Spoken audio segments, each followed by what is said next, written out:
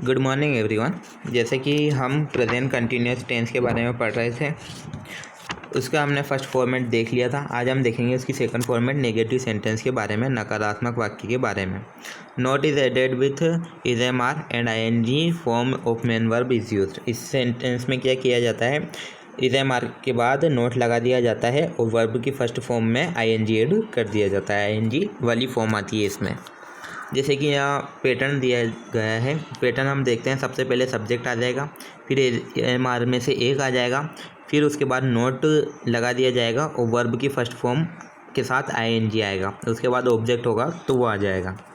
जैसे कि यहाँ एक एग्जांपल देखते हैं हम। एग्जांपल दिया गया है, he is not reading a book, यानी कि वह एक पुस्तक नहीं पढ़ रहा है। सेकंड एग्जांपल यहाँ दिया गया है, they are not going to market, वे बाज़ार नहीं जा रहा है। तो यहाँ हमने देखा सब्जेक्ट आ गया सबसे पहले, उसके बाद इज़ आ गया, फिर नोट बोला था तो हमने नोट लगा दिया। उसके बाद वर्ब की फर्स्ट फॉर्म रीड आ गई, उसमें आई एन जी ऐड कर दिया। उसके बाद आपका ऑब्जेक्ट आ गया। तो इस तरह से सेंटेंस ये बनाया जाता है। आगे बढ़ते हैं हम, नेक्स्ट टाइप देखते हैं इसकी।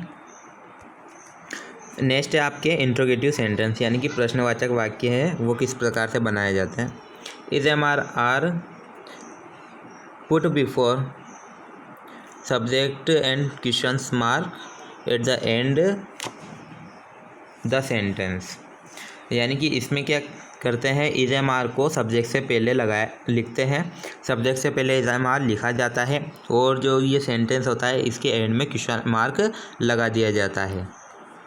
जैसे कि हम इसका पैटर्न देखते हैं। पहले इज एम आर आएगा पहले, उसके बाद सब्जेक्ट आएगा, फिर वर्ब की फर्स्ट फॉर्म के साथ आई एन जी आएगा और फिर ऑब्जेक्ट और फिर क्वेश्चन मार्क आएगा। जैसे कि यहाँ एग्जांपल दिया गया है, इज़ ही प्लेइंग फुटबॉल, यानी कि क्या वह फुटबॉल खेल रहा है। तो यहाँ हमने देखा इज एम आर में से इज़ आ गया, ठीक है। उसके बाद सब्जेक्ट आ गया इज़, उसके बाद वर्ब की फर्स्ट फॉर्म में आई एन जी आ गया और फिर ऑब्जेक्ट आ गया। इसी तरह सेकंड एग्जांपल हम देखते हैं, आर दे मेकिंग टॉयज़, क्या वे खिलौने बना रहे हैं। तो इस तरह से इसमें सेंटेंस बनाए जाते हैं। आगे बढ़ते हैं हम। अब यहाँ यूजेस की बात की गई है कि प्रेजेंट कंटिन्यूस टेंस होगा तो उसमें किस तरह के सेंटेंस में उसका यूज़ किया जाता है। कुछ यूजेस बताए गए हैं। सबसे पहले बताया गया है, to express action which are going on at the time of speaking, यानी कि बोलने के समय होने वाली क्रियाओं को व्यक्त करने के लिए। जब हम बोलते हैं तो जो क्रिया व्यक्त होती है उसके लिए इसका यूज़ किया जाता है। जैसे कि आई एम राइटिंग लेटर, यानी कि मैं पत्र लिख रहा हूँ। सेकंड एग्जांपल दिया गया है, द चाइल्ड इज़ वीपिंग, बच्चा रो रहा है। इस तरह से इस तरह के जो अगर कहीं सेंटेंस आ जाए तो इसका यूज़ किया जाता है।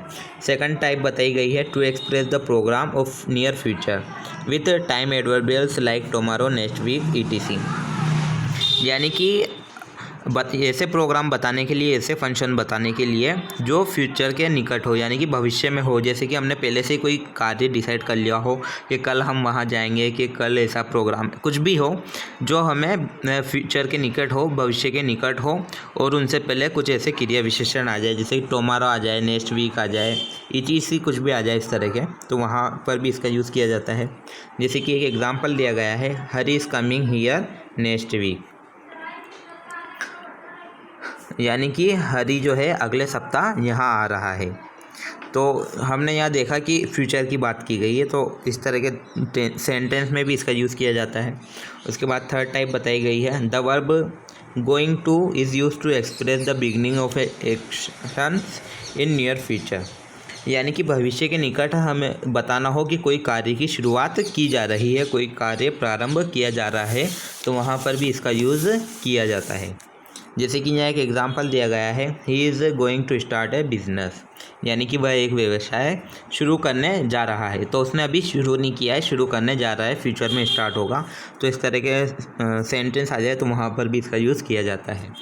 उसके बाद यहाँ पर एक आइडेंटिटी बताई गई है। आइडेंटिटी, इसकी पहचान बताई गई है कि कैसे पता लगाएं और हम तो following adverbials are found in this sentence, यानी कि अगर ये टेंस होगा तो उसमें निम्नलिखित क्रिया विशेषण पाए जाते हैं।